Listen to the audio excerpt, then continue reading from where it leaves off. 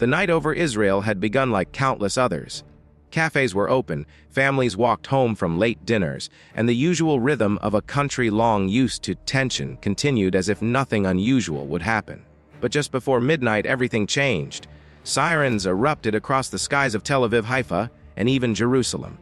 For many citizens, that sound was terrifyingly familiar, a shriek that signals one thing: incoming danger. At first, people thought it might be another short-range barrage from Gaza, the kind of threat the Iron Dome had intercepted thousands of times before. But this time, the alert spread farther and faster. Mobile phones buzzed with emergency warnings, and within minutes, social media feeds filled with shaky videos capturing streaks of light in the night sky. Some were Iron Dome interceptors firing upward, while others were missiles or drones approaching Israeli airspace from hundreds of kilometers away. According to reports, dozens of projectiles had been launched from Yemen. For years, Israel's defense establishment had warned of long-range threats, but few had expected such a coordinated strike from a country battered by war, famine, and isolation. Yet here it was, the kind of scenario that military planners train for, but civilians pray never comes. Inside homes, parents grabbed their children, rushing toward basements or public shelters. Some families drove to underground parking garages, which double as safe spaces during attacks.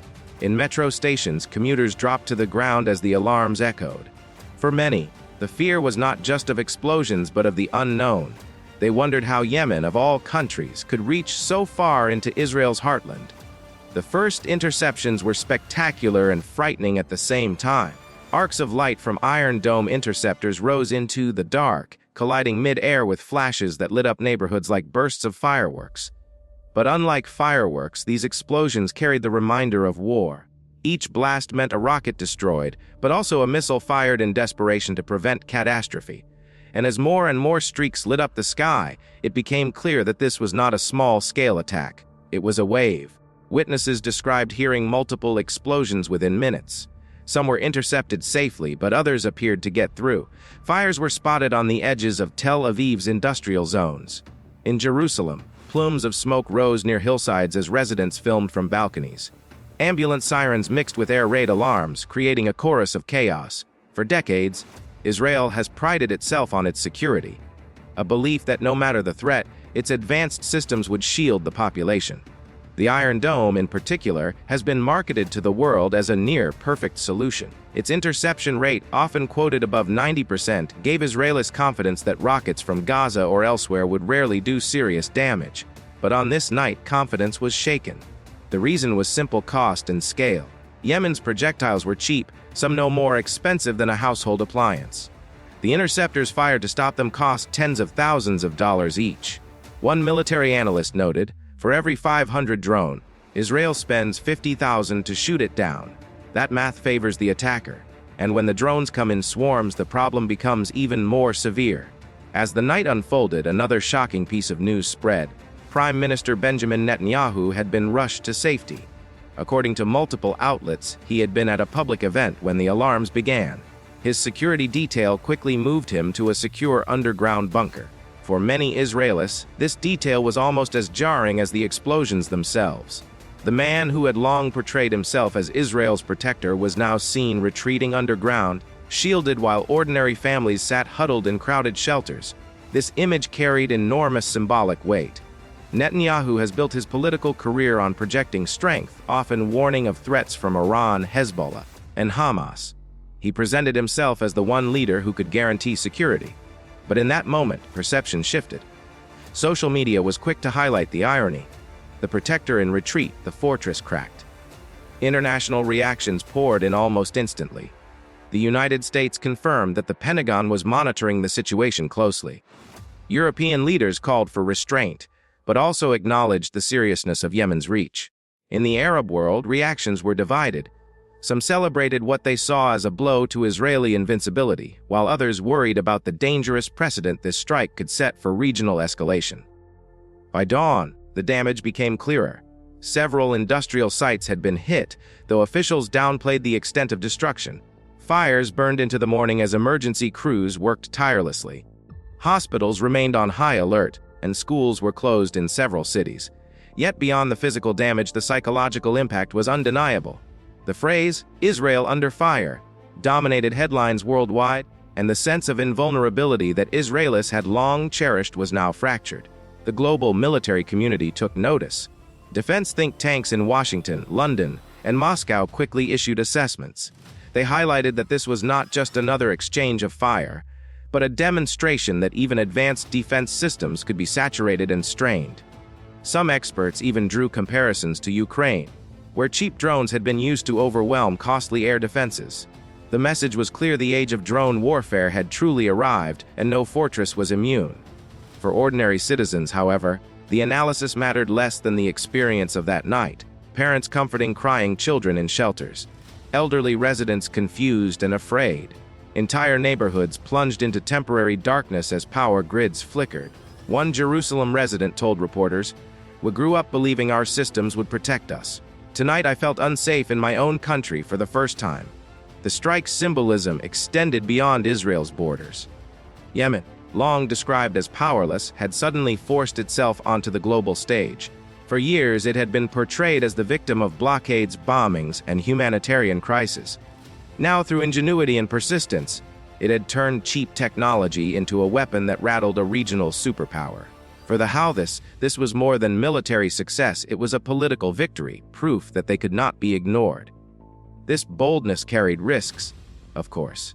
Analysts predicted that Israel might retaliate with force. Humanitarian groups warned of more suffering for Yemeni civilians if escalation followed. But in the immediate aftermath, the sense of triumph inside Yemen was palpable. Crowds reportedly gathered in Sana'a, waving flags and chanting slogans, celebrating what they saw as a David versus Goliath moment. Meanwhile, Netanyahu's political troubles deepened. His rivals quickly seized on the attack as evidence of failed leadership. Opposition lawmakers accused him of being unprepared and ineffective. Protesters in Tel Aviv held signs reading, "Billions on defense and still we bleed." Commentators pointed out that Netanyahu, already embattled by corruption trials and controversial reforms, now faced a crisis of confidence unlike any before. For Israel's allies, the attack created new dilemmas. The United States, while pledging support, also recognized the limitations of simply funneling more money into missile defenses. European governments worried about energy markets and regional instability. Gulf states, many of whom had normalized ties with Israel in recent years, quietly reassessed their own vulnerability.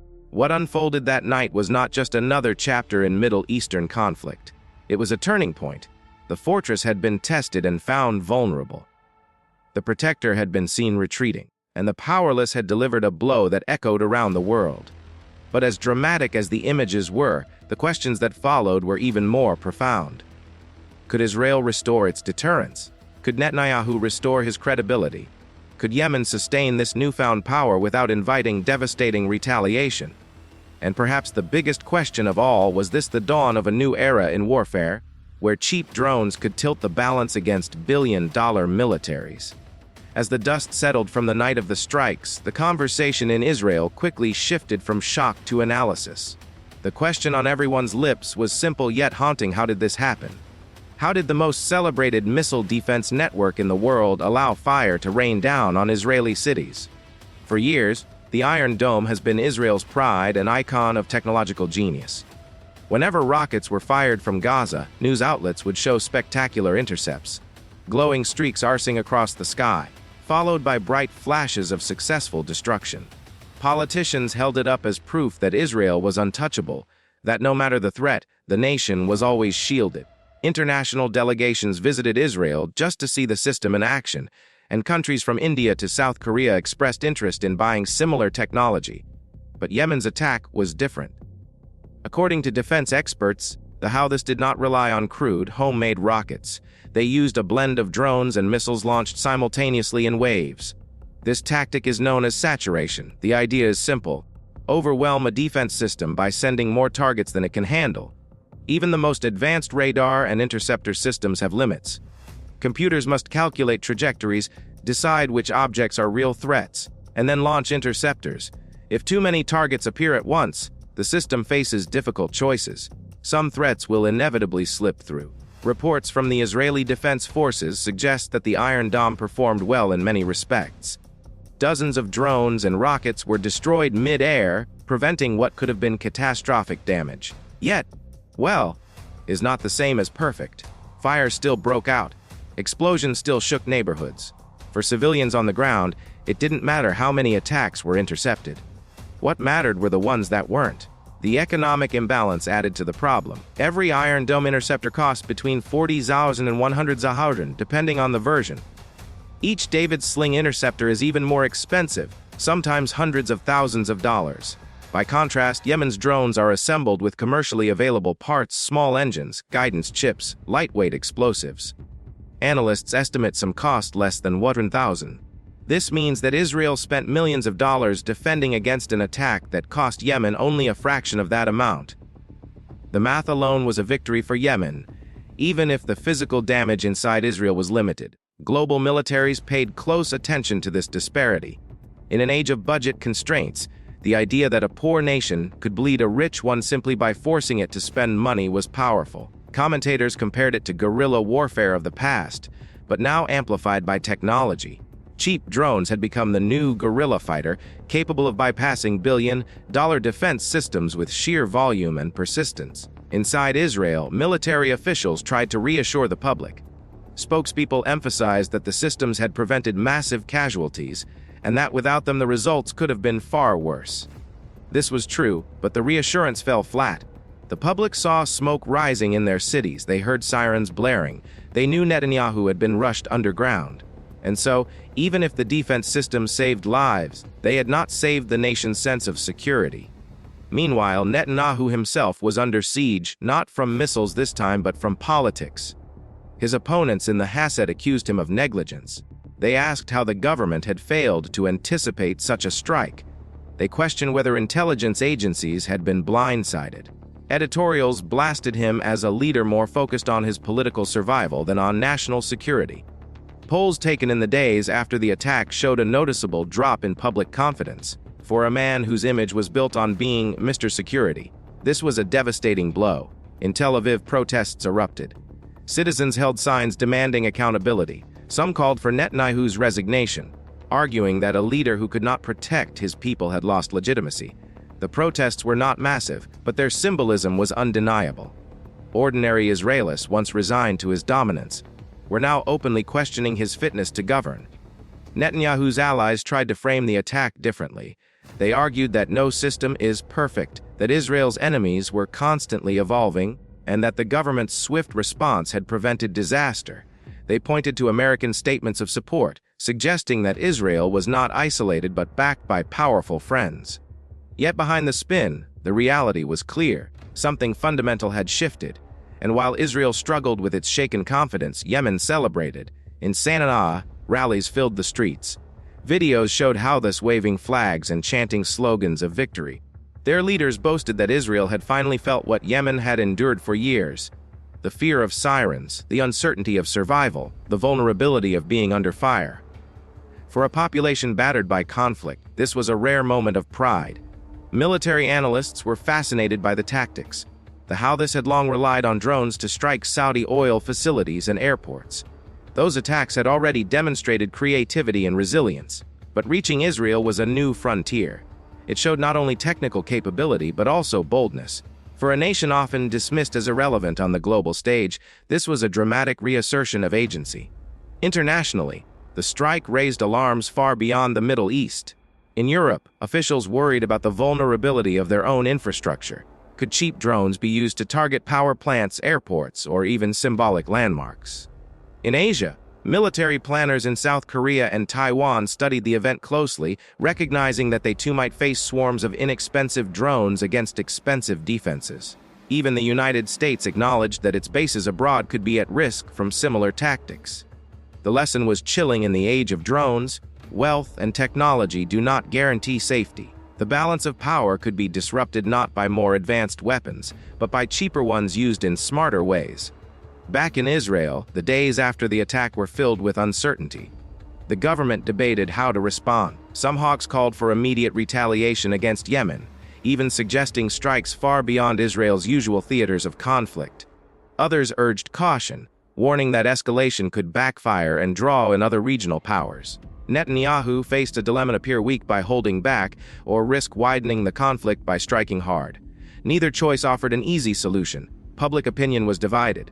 Some citizens demanded revenge, arguing that only a strong response could restore deterrence. Others feared that more violence would only invite more attacks, further destabilizing the region. For ordinary people, though, the immediate concern was simpler: would the sirens sound again tonight? As if to answer that fear, smaller volleys continued in the following days. Not as intense as the initial strike, but enough to keep nerves on edge. Each alarm sent families running to shelters once more. Each explosion reignited the trauma of that night. Psychologists reported increased cases of anxiety, especially among children. Parents described how their kids struggled to sleep, asking whether the drones are coming back. The government rolled out public campaigns to reassure citizens. Officials toured shelters, promising improvements. Military spokesmen went on television, highlighting upgrades to radar and interception algorithms. Yet the skepticism lingered. People had seen what they had seen: Israel under fire, fires burning in its cities, Netanyahu in retreat. No amount of messaging could erase that memory overnight. Beyond Israel and Yemen, the regional ripple effects began to unfold. Iran, a long-time supporter of the Houthis, watched with satisfaction. Though Tehran denied direct involvement, analysts speculated that Iranian technology and training likely played a role. For Iran, the strike was a strategic win, a way to test Israel's defenses without direct confrontation. In Riyadh, Saudi Arabia was reminded of its own vulnerabilities. The memory of Houthi drones striking Saudi oil fields in 2019 resurfaced, and the kingdom quietly increased its own air defense readiness. In Washington, the Biden administration faced a delicate balancing act. On one hand, it pledged strong support for Israel, affirming the alliance. On the other hand, it was cautious about endorsing any escalation that could destabilize the region further. American officials reportedly urged restraint behind closed doors, while at the same time offering to share intelligence and technical assistance to counter drone threats. The global media framed the event as a turning point. Major newspapers ran front-page analyses. Television networks brought in retired generals to explain how the attack had worked. Think tanks released reports warning of a drone revolution in warfare. The idea that small, inexpensive machines could alter the balance of power captured the imagination of the world. And through it all, one phrase echoed again and again: Israel under fire. Not Gaza under fire, not Lebanon under fire, but Israel itself, the nation that had built its identity on strength, suddenly shown to be vulnerable. That phrase carried weight, shaping perceptions, influencing politics, and perhaps altering history. The story was far from over. Netanyahu faced mounting political pressure. Israel's defenses were under scrutiny. Yemen basked in symbolic victory. And the Middle East, already volatile, now had one more spark threatening to ignite it. In the days that followed, the psychological weight of the strike pressed down heavily on Israel. Families resumed daily routines, but every siren test rattled nerves. Parents packed emergency bags by their doors. Children asked teachers if it was safe to play outside. Markets reopened, cafes filled again, but the quiet conversations were dominated by one question: what comes next? For Netanyahu, the pressure was suffocating. His government had already been embroiled in controversy. Judicial reforms, corruption trials, and months of street protests had divided the nation. Now, with Israel's aura of security pierced, critics accused him not only of political missteps but of endangering the country itself. Commentators on Israeli television bluntly ask, "Is Netanyahu still the man who can keep us safe?" His response was calculated. In speeches, he projected defiance, vowing that Israel would not tolerate threats to its sovereignty. He emphasized the strength of alliances with the United States and Europe, promising upgrades to defense systems. Yet the images of him being rushed underground lingered. In politics, perception is often stronger than policy, and the perception was of a leader on the defensive. Inside the military establishment, urgency took over. Engineers and commanders gathered to analyze radar data, interceptor performance, and gaps in detection. Reports suggest that new algorithms were being tested to improve identification of small drones. Contracts were accelerated for laser-based defense systems, a futuristic technology that uses beams of energy to destroy targets at a fraction of the cost of missiles. Officials hinted that prototypes could be deployed sooner than expected. Still, even optimists admitted it would take years before lasers could fully complement existing systems. Meanwhile, Yemen's narrative was spreading across the region. For the Houthis, this was not merely a tactical success but a propaganda triumph. State-aligned media in Yemen portrayed the strike as proof of resistance against oppression, drawing parallels to historical struggles where the weak defied the strong. The symbolism resonated far beyond Yemen's borders. In parts of the Arab world, social media buzzed with admiration, framing the attack as a moment of justice. Iran, though denying direct involvement, benefited from the perception. Analysts suggested that Iranian technology, know-how, or components likely contributed. Tehran did not need to claim credit, the implication itself served its strategic interests. By enabling allies to test Israel's defenses indirectly, Iran could probe weaknesses without risking direct confrontation. Saudi Arabia and the Gulf states, many of which had cautiously normalized ties with Israel through the Abraham Accords, found themselves in an uncomfortable position. On one hand, they feared Yemen's expanding capabilities. On the other, they recognized that Israel, once seen as a protective partner, was not invulnerable. Quietly, defense ministers in Riyadh, Abu Dhabi, and Manama reviewed their own preparedness, calculating whether their air defenses could withstand similar swarms of drones. Globally, energy markets reacted with anxiety. Any perception of instability in the Middle East sends ripples through oil prices. Traders speculated whether further escalation could threaten shipping lanes in the Red Sea or Persian Gulf. Insurance rates for tankers briefly spiked, reflecting the unease. Though prices stabilized, the episode reminded the world how fragile energy security remains in a region where a single strike can reverberate worldwide. In Washington, U.S. officials walked a careful line. Support for Israel was unwavering, but behind closed doors, there was recognition that the model of expensive interceptors versus cheap drones was unsustainable. Pentagon planners accelerated their own research into counter-drone technology. Some congressional voices even called for joint programs with Israel to develop directed energy systems faster. The lesson was clear: the old balance between offense and defense had shifted, and those who did not adapt would fall behind. The strike also stirred debate about morality and law. International observers questioned whether retaliatory strikes against Yemen would only worsen humanitarian suffering. Aid organizations warned that Yemen's population was already facing famine and disease, and further escalation could be catastrophic. At the same time, Israelis argued that their own civilians had been deliberately targeted, making retaliation a matter of survival. The debate highlighted a grim truth in modern conflicts: it is civilians who pay the highest price. As the days turned into weeks, the narrative began to evolve from immediate shock to long-term consequences. Israel's reputation as an untouchable fortress had been shaken. Netanyahu's political capital had been eroded. Yemen's Houthis had gained prestige far beyond their borders, and regional powers were recalibrating their strategies. Military analysts warned of an arms race. If cheap drones could alter the battlefield so dramatically, then every nation would seek to acquire them. Already, reports suggested black markets for drone components were thriving. Workshops in conflict zones churned out improvised aerial vehicles at astonishing rates. The world was witnessing the democratization of aerial warfare, no longer the exclusive domain of powerful states, but a tool accessible to insurgents and militias. For Israel, the challenge was not just technical but psychological. How do you reassure a population once they have seen their vulnerabilities exposed? How do you rebuild deterrence when your enemies broadcast videos of burning streets and fleeing leaders? It was not enough to intercept missiles. Israel had to intercept doubt. That battle, analysts said, would be harder to win. Amidst all this, ordinary people carried on. In Tel Aviv, cafe owners reopened, though with radios tuned constantly to news updates. In Jerusalem, schoolteachers adjusted lessons to help children cope with fear. In small towns near the southern border, residents debated whether to stay or move. Life went on, but under a shadow that might take years to fade. And in Yemen, despite celebrations, realities remained harsh. Analysts cautioned that retaliation could come at any time. Israel's Air Force had the reach and the precision to strike deep inside Yemen. Civilians there braced for the possibility that their moment of triumph could be followed by devastation. The cycle of war offered no easy victories, only shifting pains. The larger lesson, however, stretched beyond Israel or Yemen. It was about the future of warfare itself. The strike demonstrated that the logic of conflict had changed. In previous decades, strength was measured in tanks, jets, and missiles. Today, it could be measured in creativity, in the ability to exploit technology cheaply and effectively.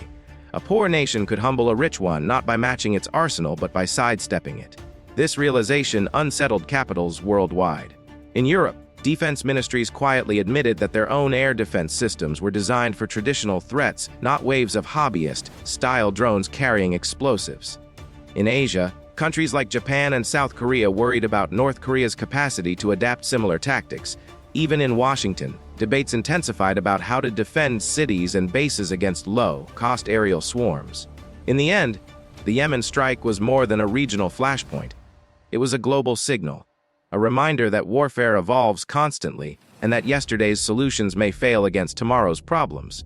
For Israel, the road ahead was uncertain. Would Netanyahu survive politically? Would the nation restore its aura of strength? Would Yemen push further, emboldened by success? Or would Israel retaliate in ways that could drag the region into wider war? Only time would answer. But what was already certain was that the night of the strikes had altered perceptions permanently. The fortress was no longer seen as impenetrable. The protector was no longer untouchable. And the powerless were no longer invisible. The flames that lit the skies over Israel were not just explosions. They were sparks of a new era. An era where power is fragile, where technology equalizes the weak and the strong, and where the balance of the Middle East hangs on the wings of drones. Israel under fire. Netanyahu in retreat. Yemen's bold strike rewriting the rules of modern warfare. This story will echo for years not just in the Middle East, but across the entire globe. What do you think? Has Israel's myth of invulnerability been shattered for good? Let us know your thoughts in the comments below. Don't forget to subscribe to USA Defense Daily for more deep dives into the world of defense and security. Until next time, stay aware, stay informed, because in the world of defense, every second counts.